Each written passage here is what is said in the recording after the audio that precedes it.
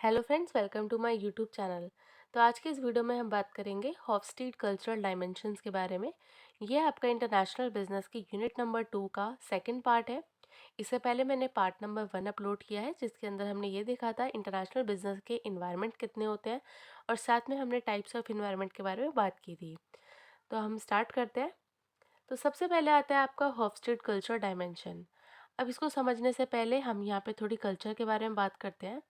अब जैसे कि आपको मैं एग्जांपल देती हूँ, कुछ फैमिलीज़ के अंदर क्या होता है, जो डिसीजन मेकिंग पावर होती है वो सिर्फ जो एल्डर पीपल होते हैं उनके पास में होती है। और वहीं पे अगर हम कुछ फैमिलीज़ के बारे में बात करें तो वहाँ पर क्या होती है, जो डिसीजन मेकिंग पावर होती है वो सभी लोग साथ में मिलके लेते हैं। या जो छोटे लोग होते हैं उनको भी प्रायोरिटी दी जाती है कि वो अपने डिसीजन को वहाँ पे बता सकें। वहीं पे अगर हम कुछ फैमिलीज़ के बारे में बात करते हैं तो वहाँ पर क्या देखा जाता है कि सभी लोग साथ में बैठ के खाना खाना पसंद करते हैं, साथ में घूमते हैं। बट कहीं पे क्या होता है कि कुछ लोगों को वहाँ पे प्राइवेसी ज़्यादा इम्पॉर्टेंट होती है। तो ये डिफ़र करता है आपका फैमिली टू फैमिली, और ये डिफ़र करता है आपका कल्चर टू कल्चर कि किस घर के अंदर किस टाइप के कल्चर को वहाँ पे फॉलो किया जाता है। किसी फैमिली के अंदर क्या होता है, जहाँ पे क्या दिखाया जाता है कि मेल डोमिनेशन पावर ज़्यादा दिखाई जाती है। तो ये आपका आता है कल्चरल डिफरेंसेस के वजह से। तो हम इसी के बारे में आज स्टडी करेंगे। तो इसके अंदर आपका सबसे पहले टॉपिक आता है Hofstede cultural dimension theory, a framework used to distinguish between different national culture and cultural dimension and their impact on the business setting। अब इसके अंदर ये आपको फ्रेमवर्क ये होता है, इससे आपको क्या पता चलता है कि किसी भी इसके अंदर आपको डिस्टिंग्विश पता चलता है, मतलब डिफरेंसेस पता चलते हैं कि किसी भी नेशन के कल्चर के बारे में और साथ में कल्चरल के डायमेंशन के बारे में। अब इसकी वजह से आपके बिजनेस सेटिंग के ऊपर क्या इम्पैक्ट पड़ रहा है, ये आपको वो बताता है। It shows the effect of a society culture on the values of its member and how these value relate of behavior। अब इस वजह से जो आपकी सोसाइटी है उसके ऊपर क्या इसका इम्पैक्ट पड़ता है, साथ में आपके जो मेंबर्स हैं उनकी वैल्यूज़ किस टाइप के हैं, how these value relate of their behaviour, उन वैल्यूज़ की वजह से उनके बिहेवियर के ऊपर क्या इम्पैक्ट पड़ रहा है। तो ये सभी आपका इस थ्योरी के अंदर आता है। Hofstede culture dimension theory was created in 1980s by Dutch management researcher Geert Hofstede. अब ये जो आपकी डायमेंशन कल्चर थ्योरी है ना, अब ये किसने दी थी, 1980 में दी थी, डच मैनेजमेंट रिसर्चर ने दी थी, जिसका नाम था ग्रेटर होफस्टीड ने। अब इसको हम यहाँ पे स्टार्ट करते हैं। Hofstede culture dimension theory. Hofstede identified 6 categories. अब इसने क्या बताया, यहाँ पे 6 कैटेगरीज होती है किसी भी यहाँ पे कल्चर के अंदर, जिसके अंदर आपका फर्स्ट आता है पावर डिस्टेंस इंडेक्स, सेकंड आता है collectivism and individualism, uncertainty avoidance index, femininity and masculinity, fifth आता है आपका short term versus long term orientation, sixth आता है आपका रिस्ट्रेंट वर्सेस इंडल्जेंस। अब इसके अंदर ये जो आपके पर्सन है हॉफस्टीड, इन्होंने क्या बताया, यहाँ पे 6 टाइप की इन्होंने कल्चरल डायमेंशंस के यहाँ पे बात की। First four was originally developed. अब जब इन्होंने अपनी थ्योरी को यहाँ पे क्रिएट किया था तो सबसे पहले इन्होंने फोर, जो फर्स्ट आपके फोर है, इनके बारे में यहाँ पे डेवलप किया था। बाद में जाके इन्होंने और रिसर्च करी, इसके बाद में यहाँ पर जो फिफ्थ डायमेंशन है उन्होंने उसके बारे में वहाँ पे डिस्कवर किया, और 2010 के अंदर यहाँ पे सिक्स्थ जो आपका डायमेंशन है के बारे में इन्होंने यहाँ पे बताया।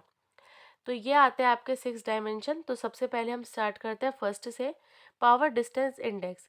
It consider the extent to which inequality and power are tolerated. अब इस इंडेक्स के अंदर ये बताया जाता है कि किसी भी तरीके से इनइक्वालिटी कैसे की जाती है।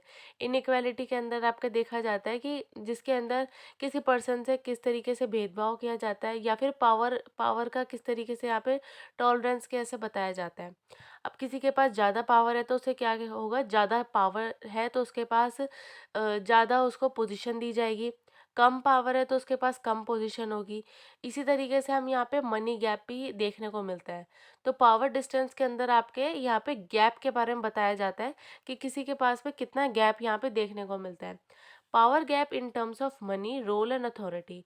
अब ये जो होता है ना आपका पावर गैप, अब ये किसके टर्म्स में देखा जाता है, ये जो गैप होता है ना आपका, या तो मनी के टर्म्स में देखा जाएगा कि किसी के पास यहाँ पे ज़्यादा पैसे हैं, किसी के पास कम है। रोल के अंदर देखा जाएगा कि किसी को ज़्यादा रोल वहाँ पे गिवन है, किसी को कम। अथॉरिटी के अंदर आते हैं, किसी के पास ज़्यादा अथॉरिटी है, किसी के पास डिसीजन मेकिंग लेने की, और किसी के पास कम डिसीजन मेकिंग अथॉरिटी लेने की पावर है। High power distance index indicate that a culture accept inequality and power difference, encourages bureaucracy and shows high respect for rank and authority. अब हाई पावर के अंदर क्या होता है, यहाँ पर जो आपका कल्चर है ना उसके अंदर इनइक्वालिटी देखने को मिलती है। हाई पावर होती है तो वहाँ पर पावर डिफरेंसेस देखने को मिलता है, जिससे आपका क्या आता है, हाई पावर होती है तो हाई रिस्पेक्ट देखने को मिलती है, जिससे कि अगर रैंक भी हाई होती है तो उसमें क्या होता है, ज़्यादा बड़ी पोस्ट के लोगों को ज़्यादा रिस्पेक्ट वहाँ पे दी जाती है। वहीं पे अगर हम बात करें लो पावर इंडेक्स के बारे में, तो यहाँ पे अगर किसी के पास में लो पावर है तो जिससे क्या होगा, लो पावर की वजह से क्या होगा, फ्लैट ऑर्गेनाइजेशनल स्ट्रक्चर होता है that features decentralise decision making responsibility participative management style emphasis on power distribution. अब लो पावर के अंदर क्या होता है, इस टाइप की सोसाइटी के अंदर क्या होता है, लोग सबको साथ में लेके काम करना पसंद करते हैं। डिसेंट्रलाइजेशन यहाँ पे देखने को मिलता है, सब लोग एक दूसरे को डिसीजन मेकिंग लेने को वहाँ पे बोलते हैं। वहाँ पे क्या होता है, एक दूसरे के डिसीजंस को भी रिस्पेक्ट दी जाती है, पार्टिसिपेटिव नेचर का होता है। वहीं पे अगर हम हाई पावर की बात करते हैं तो उसमें क्या होता है, सिर्फ जिसके पास हायर अथॉरिटी होती है सिर्फ वही डिसीजन मेकिंग लेता है, और वो आपका सेंट्रलाइज नेचर का होता है। उसके अंदर क्या होता है, जो रिस्पॉन्सिबिलिटी होती है सिर्फ हायर, जिसके पास हायर अथॉरिटी होगी तो वो हाई रिस्पॉन्सिबिलिटी ले सकता है। मैनेजमेंट स्टाइल जो होता है वहाँ पर क्या होता है, सिर्फ हाई के पास में ही दिया जाता है। और अगर हम लो पावर इंडेक्स के बारे में बात करते हैं तो ये डिसेंट्रलाइज नेचर का होता है, इसके अंदर डिसीजन मेकिंग पावर जो होती है वो सभी को दी जाती है, साथ में पार्टिसिपेटिव नेचर का होता है, सभी को साथ में लेके चलने की बात करता है। तो ये आता है आपका फर्स्ट पॉइंट। इसके अंदर अगर हम इंडिया के स्कोर के बारे में बात करें तो इंडिया का स्कोर जो है वो हाई फॉर दिस डायमेंशन 77। इससे आपको क्या पता चलता है कि इंडिया के अंदर इनइक्वालिटी सबसे ज़्यादा देखने को मिलती है, और यहाँ पर हाई पावर इंडेक्स को फॉलो किया जाता है, जिसके अंदर क्या होता है, पार्टिसिपेटिव नेचर का वो नहीं होता है। इसके बाद में आता है आपका सेकंड पॉइंट, जिसके अंदर यहाँ पर आता है इंडिविजुअलिज्म वर्सेस कलेक्टिविज्म। इंडिविजुअलिज्म का मतलब होता है सिर्फ अपने बारे में ही सोचना, और कलेक्टिविज्म का मतलब होता है सबको साथ में लेके चलना। अब इंडिविजुअलिज्म के अंदर आप ये भी समझ सकते हैं, जैसे कि बोला जाता है कि अपना काम बनता, तो जिसके अंदर सिर्फ अपने बारे में ही सोचा जाता है। This dimension consider the degree to which society are integrated into groups and their perceived obligation and dependence on group. Individualism indicate that there is a greater importance placed on attaining personal goal. A person's self-image in this category is defined as I. अब individualism के अंदर क्या बताया जाता है कि यहाँ पे जो इम्पोर्टेंस दी जाती है ना, सब जो इम्पोर्टेंस है सिर्फ सेल्फ इमेज को दी जाती है। यहाँ पे सिर्फ सब कुछ है ना जो सेल्फ के बारे में बात की जाती है, अपने पर्सनैलिटी को अचीव करने के बारे में बात की जाती है, कि अगर गोल अचीव करना है तो सिर्फ अपने लिए करना है, सिर्फ सेल्फ को यहाँ पर आगे लेके जाना है। इसके अंदर अगर हम सेल्फ इमेज के बारे में बात करते हैं तो इस कैटेगरी के अंदर आई को ऊपर यहाँ पे फोकस किया जाता है। आई मतलब यहाँ पे मैं, तो इसके ऊपर यहाँ पे ज़्यादा फोकस किया जाता है। वहीं पे अगर हम बात करते हैं कलेक्टिविज्म की, तो कलेक्टिविज्म का मतलब होता है जहाँ पे पूरी सोसाइटी को या फिर पूरे अपने ग्रुप को या पूरे एम्प्लॉयज़ के ग्रुप को वहाँ पे साथ में लेकर चलने की बात करते हैं। Collectivism indicate that there is a greater importance placed on the goal and wellbeing of the group.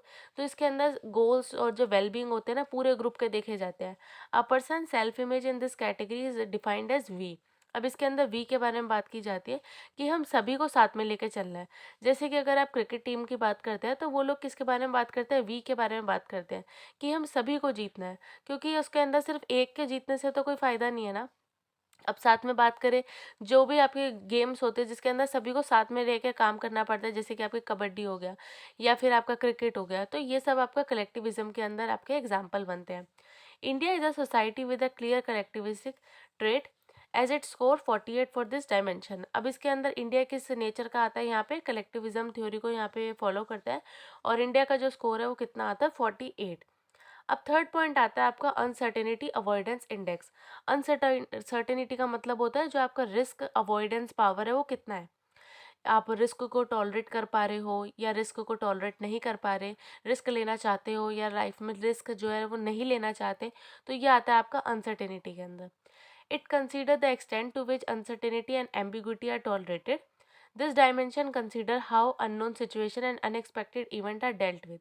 अब इसके अंदर हम ये देखते हैं कि आप किसी भी अननोन सिचुएशन के अंदर किस टाइप का बिहेव करते हैं, या किसी भी अनएक्सपेक्टेड इवेंट के अंदर आप किस तरीके से उसके साथ में डील करना पसंद करेंगे। High uncertainty avoidance indicate that a low tolerance for uncertainty. अगर आपका हाई अनसर्टेनिटी अवॉइडेंस है ना, तो इसके अंदर आपका ये देखा जाता है कि आप रिस्क टेकिंग पर्सन हो, आप लोगों को रिस्क लेना यहाँ पे पसंद है। अब इसके अंदर देखा जाएगा this unknown is minimise through restrict rules regulation etcetera. अब हाई अनसर्टेनिटी के अंदर आता है आपका, जो आपकी अनसर्टेनिटी है ना, वो रिस्क टेकिंग को लेने के लिए आपकी थोड़ी कम है। जिसके अंदर जो अननोन है ना, मतलब जो पर्सन है वो क्या होता है, वो रूल्स वगैरह को फॉलो करना चाहता है, रूल्स के साथ में लेके चलता है। अब जैसे कि बोला जाता है कि हेलमेट लगाना पड़ेगा, तो जो पर्सन है ना, वो इस कंडीशन के अंदर हेलमेट को लगाएगा, वो रिस्क को यहाँ पे नहीं लेना चाहता। अब अगर हम बात करते हैं लो अनसर्टेनिटी के अंदर, तो इसके अंदर आता है कि जो पर्सन है वो रिस्क को लेना चाहता है। इसके अंदर हाई टॉलरेंस लेवल होता है, हाई रिस्क टेकिंग पावर होती है। वहीं पे अगर हम बात करते हैं यहाँ पर हाई अनसर्टेनिटी की, तो इसके अंदर जो पर्सन है वो लो टॉलरेंस लेवल होता है। लो टॉलरेंस लेवल होता है उसका रिस्क लेने का, मतलब वो रिस्क को वहाँ पे बिल्कुल भी लेना नहीं चाहता, रूल्स एंड रेगुलेशंस को वहाँ पे फॉलो करना चाहता है। और लो अनसर्टेनिटी के अंदर वो रूल्स एंड रेगुलेशंस को फॉलो नहीं करता है, ओपनली एक्सेप्ट करता है जो भी इन्वायरमेंट है उसके अंदर रूल्स रेगुलेशन को बिल्कुल भी फॉलो नहीं करेगा। A low uncertainty avoidance indicate a high tolerance for uncertainty, ambiguity, and risk taking. The unknown is more openly accepted and there are less rules and regulation, etc. India score 40 on this dimension and thus has a medium to low performance for avoiding uncertainty. तो इसके अंदर क्या होता है, India की जो score है यहाँ पे 40 देखने को मिलता है, और यहाँ पे मीडियम टू लो इसकी परफॉर्मेंस है। तो ये आपका लो अनसर्टेनिटी के अंदर ही आता है। तो इंडिया के जो पर्सन है वहाँ पर क्या करते हैं, जो रिस्क टेकिंग है उसको लेना पसंद करते हैं, हाई टॉलरेंस है उनका रिस्क टेकिंग का। तो आते इसके अंदर आता है आपका इंडिया की 40 रैंक। इसके बाद आता है आपका फोर्थ, जिसके अंदर आता है masculinity versus femininity, also referred as a tough versus tender, consider the preference of the society for achievement attitude towards gender equality behaviour. अब इसके अंदर वो देखा जाता है कि किसी भी सोसाइटी के अंदर अचीवमेंट करने का कैसा लेवल है, किसी पर्सन का एटीट्यूड कैसा है, वो जेंडर इक्वालिटी के ऊपर देखता है या नहीं देखता, बिहेवियर कैसा है। तो ये सारा आता है आपका मैस्कुलिनिटी और फेमिनिटी के अंदर। मैस्कुलिनिटी का मतलब क्या होता है आपका, it comes with the following characteristics distinct gender roles, assertive, concentrated और material achievement and wealth building. अब इसके अंदर देखा जाता है जैसे कि कुछ कंपनीज होती है, वहाँ पे क्या होता है कि जो हायर पोजीशन होती है ना, वो सिर्फ मेल पर्सन को ही देनी है, या जो ज़्यादा प्रेफरेंसेस होती है वो मेल पर्सन को दी जाती है। तो ये आता है आपका मैस्कुलिनिटी के अंदर, जहाँ पर क्या होता है जेंडर बाइज्ड की जाती है, जो आपका मेल फैक्टर होता है उसको ज़्यादा वहाँ पर प्रेफरेंसेस दी जाती है। फेमिनिटी के अंदर आता है आपका, it comes with the following characteristics fluid gender role, modest, nurturing and consider with the quality of life. अब फेमिनिटी के अंदर ये देखा जाता है कि जैसे कभी कभी क्या बोला जाता है कि ये फीमेल है, इस काम को ये नहीं कर पाएगी, ये लड़की है या इस काम को ये नहीं कर पाएगी। तो इसके अंदर इस फैक्टर को यहाँ पे देखा जाता है कि फेमिनिटी के अंदर देखा जाता है कि ये बिल्कुल मॉडेस्ट है, नर्चर है, इसका वैसा नेचर नहीं है, काम करने का नहीं है, जेंडर रोल के उस पर्सपेक्टिव से उसको नहीं देखा जाता। अब इसके अंदर क्या होता है, इंडिया की जो रैंक है वो 56 है, और इंडिया का जो नेचर आता है वो भी मैस्कुलिनिटी के अंदर ही देखा जाएगा। इसके बाद में आता है आपका फिफ्थ पॉइंट, जिसके अंदर आता है आपका long term orientation versus short term. Long term आता है आपका कि कितने टाइम के लिए आप सोचते हैं, लॉन्ग टर्म सक्सेस है आपकी, शॉर्ट टर्म है। Long term orientation versus short term orientation dimension consider the extent to which society views its time horizon. अब इसके अंदर लॉन्ग टर्म में आता है आपका, जिसके अंदर फोकस किया जाता है आपके फ्यूचर को, जैसे कि इसके अंदर इन्वॉल्व करता है आपका ड्यूरिंग शॉर्ट टर्म सक्सेस और gratification in order to achieve long term success. अब इसके अंदर ये देखा जाता है लॉन्ग टर्म के अंदर कि आप कितने टाइम तक उसको सहन करने के लिए आप टिके हुए हो।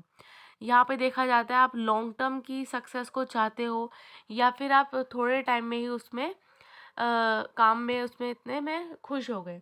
Long term orientation emphasis persistence, perseverance and long term growth. अब इसके अंदर आपके 3 फैक्टर आते हैं कि आप कितने परसिस्टेंट हो किसी भी काम को करने के लिए, आपका परसिवरेंस कैसा है, और आप लॉन्ग टर्म ग्रोथ को चाहते हो या यहाँ पे शॉर्ट टर्म में ही खुश हो जाते हो। इसके बाद में आता है आपका short term. Short term orientation shows focus on the near future, involve delivering short term success और gratification, place of a stronger emphasis on the present than the future. अब इसके अंदर क्या होता है, शॉर्ट टर्म के अंदर सिर्फ आज के बारे में ही सोचा जाता है, फ्यूचर के ऊपर इसका कोई एम्फेसिस नहीं होता। इसके अंदर बस ये देखा जाता है कि बस आज का जो काम है वो निकल जाए। और लॉन्ग टर्म के अंदर ये देखा जाता है कि आप लॉन्ग टर्म के बारे में सोचते हो, लॉन्ग सक्सेस के बारे में सोचते हो, सक्सेस को आप लंबे टाइम के लिए सोचते हो, या आपको क्या एम को अचीव करना है तो उसके बारे में पहले से ही प्लानिंग करते हो। तो वो आता है आपका लॉन्ग टर्म के अंदर। Short term orientation emphasis quick result, respect for tradition. अब शॉर्ट टर्म के अंदर आता है आप जब क्विक रिजल्ट के बारे में चाहते हो कि बस जो भी इसका रिजल्ट है वो आज ही मिल जाए। अब इसके अंदर प्रेजेंट के बारे में आप सोचते हो, फ्यूचर से कोई लेना देना नहीं है। इंडिया की इसकी जो स्कोर है वो 61 है, और जिसके अंदर ये देखा जाता है कि जो इंडियन कल्चर है वो लॉन्ग टर्म पर्सपेक्टिव से यहाँ पे किसी भी चीज़ों को यहाँ पे देखते हैं। तो लॉन्ग टर्म ओरिएंटेशन यहाँ पे देखने को मिलता है। इसके बाद आता है आपका 6 पॉइंट, इंडल्जेंस वर्सेस रिस्ट्रेंट। अब इंडल्जेंस वर्सेस रिस्ट्रेंट के अंदर आता है, consider the extent and tendency for a society to fulfil its desire. This dimension revolve around how society can control their impulse and desire. अब इसके अंदर ये देखा जाता है कि किस तरीके से जो सोसाइटी का माइंडसेट है ना वो कैसा है। अब जैसे कि किसी घर के अंदर क्या होता है, वहाँ पर ये बोला जाता है कि जो इस टाइप की जॉब्स है, जो डॉक्टर्स हो गए या फिर जो पायलट है, इंजीनियर है, वो ज़्यादातर मेल बनते हैं। तो ये किसी के माइंडसेट को यहाँ पे दिखाया जाता है। जैसे कि आपने थ्री इडियट की मूवी देखी होगी, अब उसके अंदर क्या था, माइंडसेट को बताया गया था कि जो अगर घर का अगर बच्चे होते हैं, अगर बॉयज़ हुए तो वो क्या करेंगे, इंजीनियरिंग करेंगे, और फीमेल्स जो होंगी वो क्या करेंगी, डॉक्टर करेंगी। तो इसके अंदर ये उन्होंने दो करियर को वहाँ पे पहले ही चूज़ कर रखा था। तो ये यहाँ पर माइंडसेट के बारे में बताता है सोसाइटी के। इंडल्जेंस के बारे में बात करते हैं। It indicates that society allow relatively free gratification related to enjoying life and having fun. अब इंडल्जेंस के अंदर क्या देखा जाता है कि यहाँ पे जो सोसाइटी के माइंडसेट के लोग होते हैं ना, वो ये बोलते हैं कि जो भी अगर बच्चे को जो भी करना है वो वहाँ पे कर सकता है, और जो भी उसको करियर को चूज़ करना है वो उसको कर सकता है, अपनी लाइफ को जिस तरीके से एंजॉय करना है वो वैसे कर सकता है। और रिस्ट्रेंट के अंदर होता है कि आप किसी भी पर्सन के ऊपर कुछ रिस्ट्रिक्शंस वहाँ पर इम्पोज कर देते हो कि आपको सिर्फ यही काम करना है, आपको इसी करियर के अंदर जाना है। अगर स्ट्रीम के बारे में बात करते हैं 10th क्लास के बाद में, तो सिर्फ आपको साइंस को ही ऑप्ट करना है। तो आप जब किसी भी पर्सन के ऊपर रिस्ट्रिक्शंस लगा देते हो, रिस्ट्रेंट कर देते हो कि आप सिर्फ इसी लाइन के अंदर सीमित रहोगे, तो वो आता है आपका रिस्ट्रेंट के अंदर। जिसके अंदर ये देखा जाता है, it indicate that society suppresses gratification of needs and regulated through social norms. तो इसके अंदर की जो सोसाइटी का माइंडसेट होता है वो किस टाइप का है, और वो किस टाइप से वहाँ पर उसके ऊपर रिस्ट्रेंट वहाँ पे लगा रहा है। तो जो आपका रिस्ट्रेंट है उसका आपका परफेक्ट एग्जांपल आपका देखने को मिलता है थ्री इडियट मूवी के अंदर, जिसके अंदर वहाँ पे बताया गया था कि जो फीमेल्स होंगी उनको वहाँ पे डॉक्टर के करियर को ही वहाँ पर ऑप्ट करना पड़ेगा। तो ये था आपका इंडल्जेंस और रिस्ट्रेंट। तो ये आपके सभी फैक्टर्स जो है यहाँ पे कंप्लीट होते हैं, और ये जो आपकी हॉफस्ट्रीट कल्चर डायमेंशन थ्योरी है यहाँ पे ख़त्म होती है, और साथ में आपका इंटरनेशनल बिजनेस की यूनिट नंबर 2 जो है वो भी कंप्लीट होती है। तो आज की वीडियो में बस इतना ही। अगर आपको मेरी वीडियो अच्छी लगी हो तो प्लीज़ लाइक करें, चैनल पे नए हो तो आप सब्सक्राइब करें, और आप मेरी वीडियो को ज़्यादा से ज़्यादा शेयर करें।